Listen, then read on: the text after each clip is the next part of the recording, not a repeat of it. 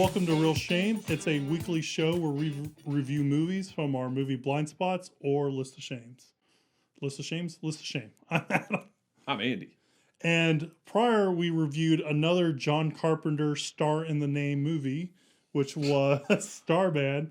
And now we're following it up with Dark Star.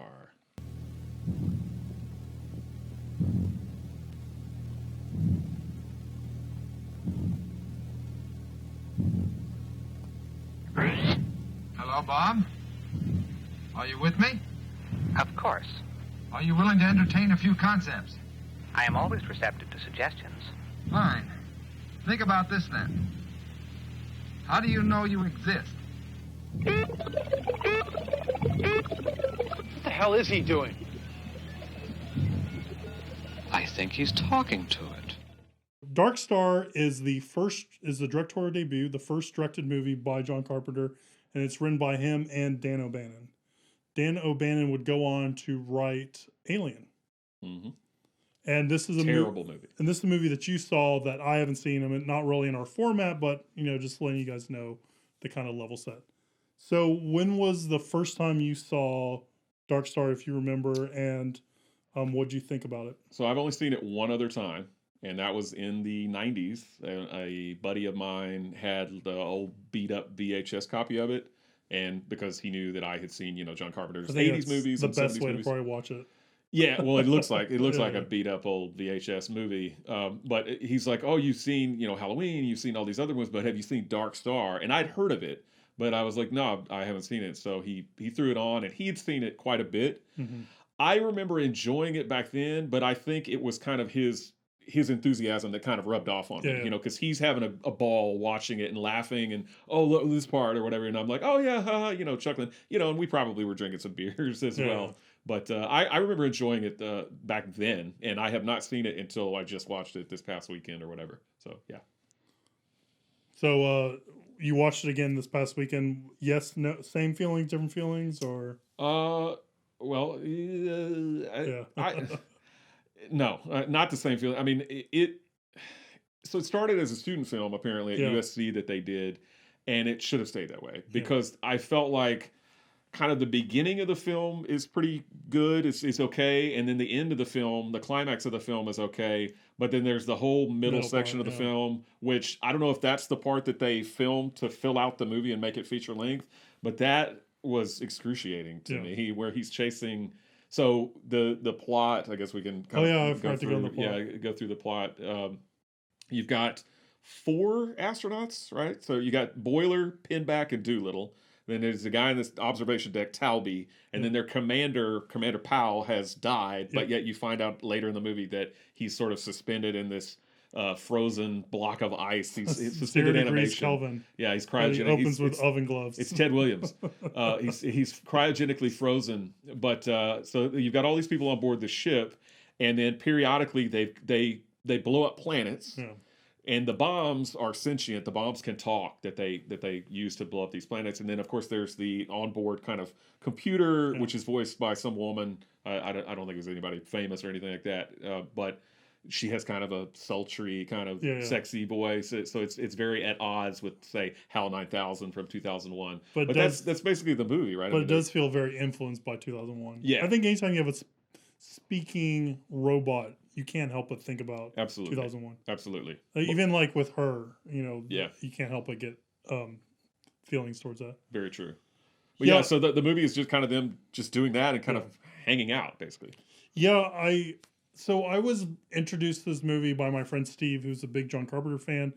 I don't know if I'm remembering this correctly, but he used to lament that, Dan O'Bannon took a great idea that was Dark Star and then made Alien, or helped make Alien, and basically it felt like he aped a lot of the movie. So the whole time I'm watching Dark Star, I'm expecting Alien. So I'm expecting this kind of horror, in space and all that kind of stuff. Oh yeah, no. And I didn't get any of that. Very much a comedy, if you can even call it that. Yeah, for sure. So so it took me a while to kind of catch on, because I'm like, when they found the alien, which is the red beach ball, played by Nick Castle, who would later play the Shape in Halloween. Okay. Yeah. and then become a filmmaker as well. Hilarious. Once I did try to kill one of the characters, but I figured at that point that this movie is definitely not a space thriller horror movie, but more of a comedy and stuff. Yeah. So yeah, I agree with you. I do think it feels very long. Yeah, and it's not. It's only like 80 minutes. Yeah. But it feels way longer. The close corridor kind of stuff is not really explained. It just felt like they were put there in a small set just to be that way.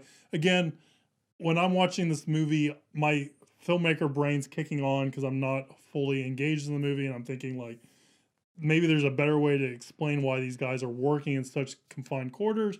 Because if you look at this movie and you think about like other spaceship movies and actual space travel in real life, they actually give them more room. So I feel like there's got to be a storytelling way of why they would be crammed in such a corridor.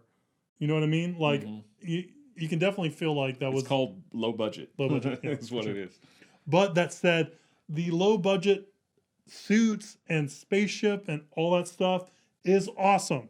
It is so cool. Like, did you agree with that? Yeah, I like that aspect. I think it's so awesome looking. I mean, again, it doesn't hold up to modern scrutiny and modern standards, but like the muffin tins for like front plates, the helmets were a kid's toy from that era and stuff like that. They're small. They're too small for them. Yeah. The fact that they're wearing like like overalls, not overalls, but cover-ups, I guess. Overalls. Yeah, coveralls. One of those three words looked awesome. Like the ranks looked interesting. Like there's some aspects of it that looked very like well thought out and looked very realistic. To that, it's just again in the middle. It just takes forever and just kind of drags on. Yeah, technically, I think they did great with what they had. I don't know what the budget was. I didn't look that up, but I know it was a low budget movie. Obviously, I think they did great for that. It's just the story was just, and again, towards the end of the film, basically what happens is, and as you know, this movie is over 40 years old, so we are definitely going to spoil aspects of it. At the end of the film, there has been a malfunction, and one of the bombs will not eject. It will not fire at this planet. So it's about to explode and blow them all up. So the guy that's in charge, because Commander Powell, again, has been frozen in this block of ice, the guy who's in charge is Doolittle. So Doolittle goes outside after consulting with Commander Powell in the ice, and the voice is done by John Carpenter. That's who did the voice.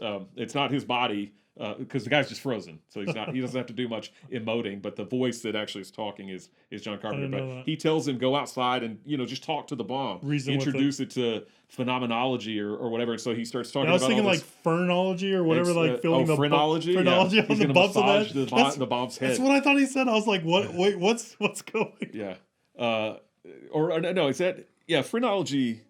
But I'm pretty sure it's phrenology. Yeah, phrenology. I just remember that from Men at Work. Massages kidneys. Yeah. Men at Work. Great movie. Hilarious. So Powell goes outside, not Powell, Doolittle goes outside to talk to the bomb. He is able to reason with it. It goes back inside, but then it's become so existential and in its own head, it decides to go ahead and just blow up. Yeah. Well, Doolittle is still outside the ship, and Talby has previously been ejected out of the ship. So they're the only two people left alive, but they're drifting away from each other. And Doolittle was a surfer back on Earth. And so he's like, hey, I'm going to die anyway. I'm about to go into this planet's atmosphere and burn up. So he grabs a piece of debris and he surfs on into it. I love that last part of the movie. Apparently that debris says THX 1138 too. I saw that. I didn't notice that when I was watching it. But and just like I'm glad you brought that up. Just like THX 1138, I think this film is good as like a curiosity. This is that director's first film. Just like THX 1138 was George Lucas's student film that later became a feature film with Robert Duvall.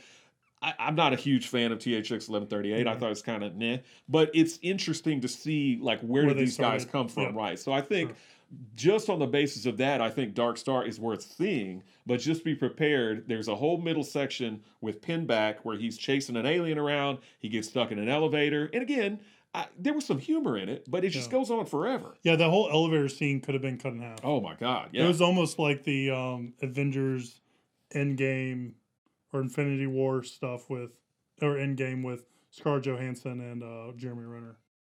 how that kind of just went on and on. It just felt like the same note over and over again. Well, one thing I thought about Pinback though was he has some great upper body strength because he holds on. He holds on forever, and he's like doing wing nuts and stuff like that. Yeah, this guy he's been working out or something. So I will call out a few things that jumped out at me. So it's a spaceship that travels light years, but the spaceship doesn't seem very futuristic on the inside. No. You know, there's no computers. There's no computer screens. That's the comedy part. They have their magazines like Red Book and Playboy and all that stuff. They rip pages out. Yeah. Stuff like that. Like no one thought about, maybe like you said, it's a comedy. Yeah, you're not meant to take it seriously. But at that point, I was like, maybe like they should use something to make it look more futuristic-y. He plays a homemade carillon, which is interesting. That's a choice. Oh yeah, the little thing he plays, right? Yeah, that was interesting.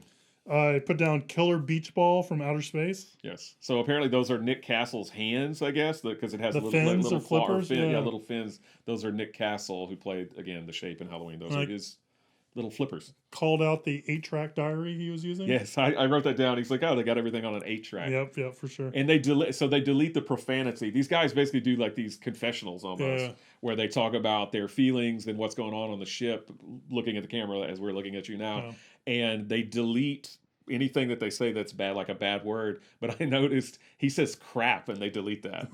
They blank that out. I thought that was actually kind of funny. He's like, I think this is a load of, and it doesn't show it. I think some movies I feel like Solaris is kind of in the space a little bit, but infinitely better, way better. It made me want to see Moon really bad, and I have a big affinity for Moon, but it just kind of like that trapped in space kind of thing. Like, definitely really wanted to see Moon after seeing this.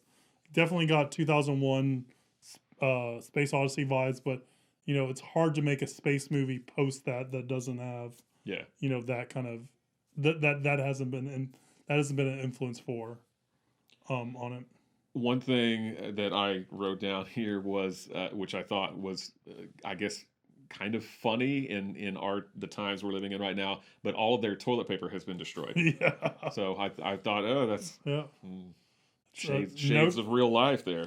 Little did you know that James Cameron. Little did you know that John Carpenter is Nostradamus. He is. He predicted what was going to go on with the TP shortage that we're apparently having, or at least some people think so.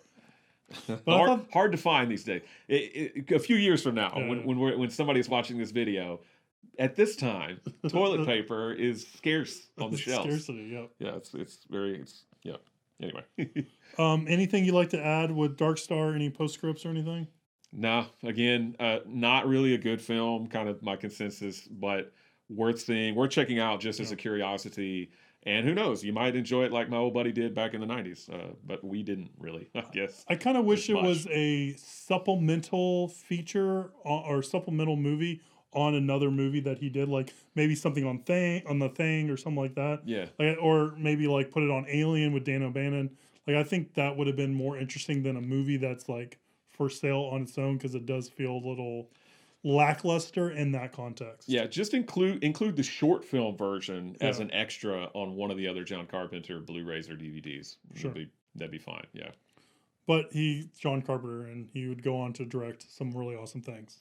So with that was our review on Dark Star, and with these, we like to answer our viewers' question. And this week, we also got another on-theme viewers' question. Imagine that. And that question is, what is your favorite John Carpenter movie?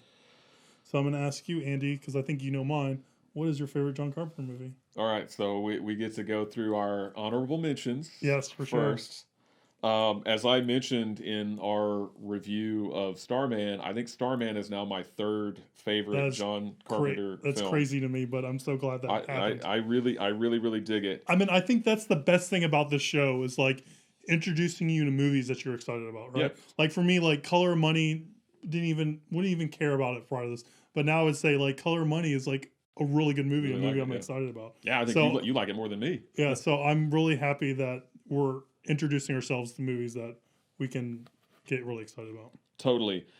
It's so hard looking through his filmography, especially his 70s and 80s films. I mean, from the 90s onward, with the exception of maybe In the Mouth of Madness, I know you like Escape from L.A. Yeah, I do. I'm not as keen on Escape from L.A., although I did rewatch it within the last few years, and I thought it was better than I thought on original viewing. I mean, has Bruce Campbell in it? Is he? I don't remember. he's Oh, in it. yeah, he is in it. That's right. Yeah. For me, the Escape from LA kind of falls into like the mole rats thing, where it's my first introduction into that kind of world. So for mole rats, it's my first introduction to the View Askew universe, and with Escape from LA, I watched that well before I watched Escape from New York. And sometimes just like those movies, just because you're your first entry, they kind of hold that nostalgic or special place. So That makes sense. I will probably say intellectually, Escape from LA is not as good as Escape from New York, but I'll watch Escape from LA before I watch Escape from New York.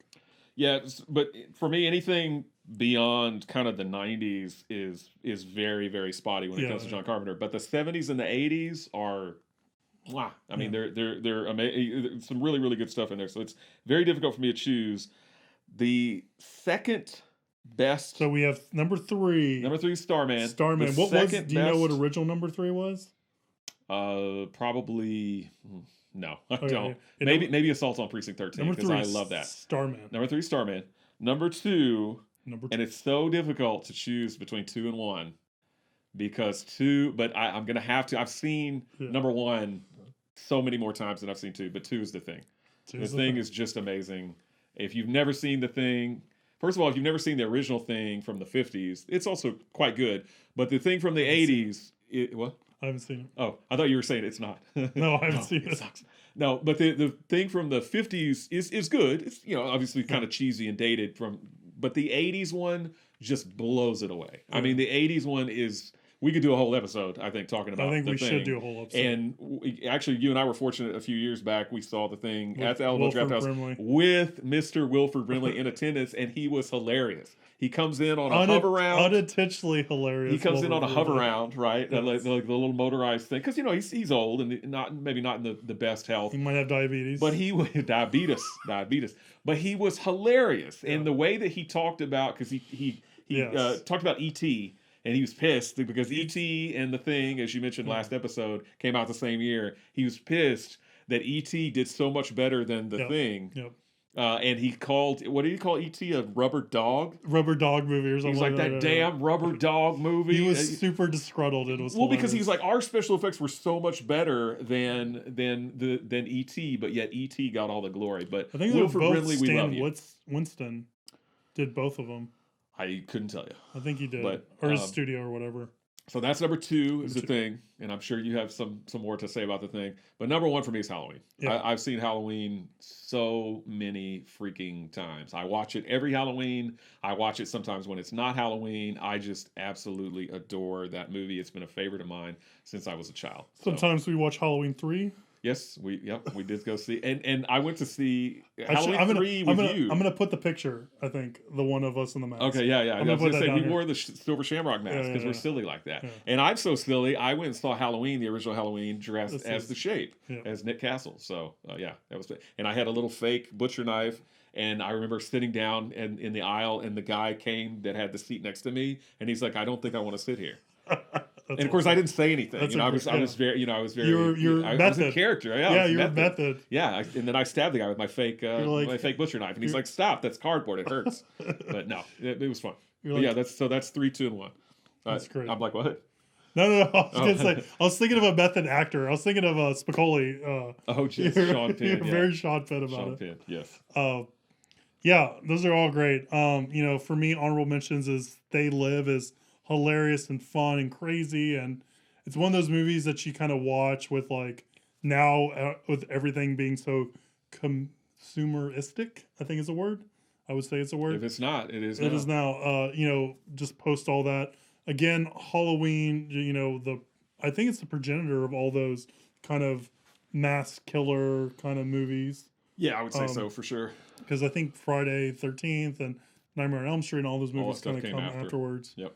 And also he did that, if I remember correctly, as a student at USC, and he doesn't get. I think that one. Okay, I don't know. I'm telling you the story, and this might not be true, so I might have to validate this. But from what I heard, is he actually won an award for that movie, like an Academy Award. But since he shot it at USC or with USC budgets, he actually doesn't get to own that award. It's actually went to the school. I don't know how true I've that never is. heard that. This so is I a can't 25-year-old deny that. anecdote that I was told. Yeah. Anecdote that I was told. But no, so is this? Are we No, I'm doing just 3, 2, 1? You're just throwing some I'm just throwing honorable mentions out there. I'm not as prepared as you are. No, I'm sitting here having to look through. And In the Mouth of Madness, awesome movie. It's a movie I want to revisit. We've been talking about. I want to revisit, but I just remember like the "Are You Sutter Kane?" Like all my friend group and all of us. That was like our thing we would say and all that kind of stuff. But real quick, In the Mouth of Madness. Of course, the one thing that I always remember from that is the kid on the bike, and I think everybody remembers that. If you remember that, everybody remembers that scene. I think that's the creepiest little part of that movie. Yeah. But anyway, sorry. But number one, it's not Ghost of Mars. It's not Soldier. It's not Escape from LA or Escape from New York. It is The Thing. The Thing is, it's in my top 10 list of movies. Like it's that good. And it was also a movie that I, like Alien, which is also in my top 10, came into when I was an adult. It's not a movie I watched when I was younger or when it came out. It was a movie that I was told about or sought after to see because everyone talked about it, and then watched it very late in life, but loved the crap out of it. It's amazing. It's a movie I also like to watch numerous times. Kirby wants me to look like Mac Reddy. That's why my hair is long and my beard's long. I don't know what that means. I have a photo of myself as McReady. I do, and I'm very jealous of that hat. Yes, because I do have long hair, and it's a lot grayer than it was when I took the photo, but still, yeah. But there is some superb filmmaking in that. It's a masterclass of suspense. I mean, everyone is dissected and talked about this movie, so we're not really adding anything to conversation. But the whole blood test thing is amazing. Love it. I will go out. I don't think I'm going on a limb here, but I do think I'm alone in this. I think the sequel remake is actually pretty good. I do too. It's a lot better than I thought it was going to be. Yeah, and the cat scratching at the dresser. Okay, sorry about that. Shoo, kitty. But yeah, I think the remake and sequel is also very good. But The Thing is just, it is one of those, like the stars aligned kind of movie, right? Where it just, everything was the on screen, behind the screen, the leading up to it was just, everything was in the right place. And they just made a gem of a movie that. And nowadays it would all be CGI. And those effects are so cool. And the special effects are just amazing. And it is. And then they still hold up. Yeah. Like they're still freaking weird. Yeah. And it adds to like the grossness of it and like the disturbing nature of it, that it is this physical, tactile thing or things or appendages moving around the screen. Like that adds to so much to the movie that I feel like modern CGI is taken away. Like I think, numerous filmmakers have said this and critics and everyone, but the best kind of special effects for a movie is a combination of practical and computer, and you want to keep the audience guessing, and you don't want to use the same effect for every shot, for everything in the movie. You want to change it up, and that's what makes it feel real and feel really good. And even those, and then back in the day with all these practical effects, it's just crazy how they were able to build all this stuff and make all of it move and creepy, but it works. Yeah, totally. So, The Thing, number one with a bullet. And I hate to keep saying this, but looking through his filmography from the 70s all the way up until like the 90s, you pretty much can't go wrong with almost any of those films. Christine is one we didn't talk about, but Christine's a great horror film. One of the better Stephen King adaptations. I don't think I've seen Christine. It's quite good, honestly. I haven't seen They Live in a long time, so I definitely need to check that out again. I like it, but it's been so long since I've seen it. But They Live, Prince of Darkness is another one, really creepy kind of movie. I was watching a movie recently that borrowed a shot from Christine. I can't remember what it was. One movie we didn't really touch on was Big Trouble in Little China. Love Big Trouble in Little China. Yeah. That's a movie that so fun. I've grown more fond the more time I've seen it. Like, I mean, it's just, you can't, it's Kurt Russell. Like, you can't, like, Kurt Russell just, like, he's a movie star. Yeah. And John Carpenter made him a movie star, right? Yeah, I mean, he's Escape from New York, And because he was a Disney guy Yeah. when he was young. The And then the computer has tennis the computer shoes. wore tennis shoes, Yeah. and the world's strongest kid or whatever, all that kind of stuff. But yeah, when he became an adult, he and John Carpenter worked together quite frequently. And honestly, I think it's a high time they did another movie together. Oh, dude, that'd be so awesome. Yeah, because I think the last one, and we'll fact check this post, but I think it's Soldier. That Carpenter and Russell did together.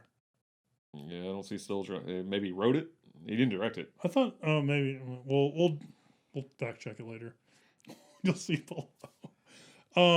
So yeah, that's our review on Dark Star, and that's our everything John Carpenter. If you want to start a John Carpenter centric film podcast or show like this, send us an email. Let us know. We'll gladly do that. We'll add that to our plate of things. Or if you want your question answered on the air, shoot us an email, realshame@gmail.com. Follow us on Instagram, Real Shame. Like, subscribe, tell all your friends, tell them how cute we are. Come follow us on YouTube, and we'll see you next time. Thank you, guys. John Carpenter is a national treasure. He's a national treasure.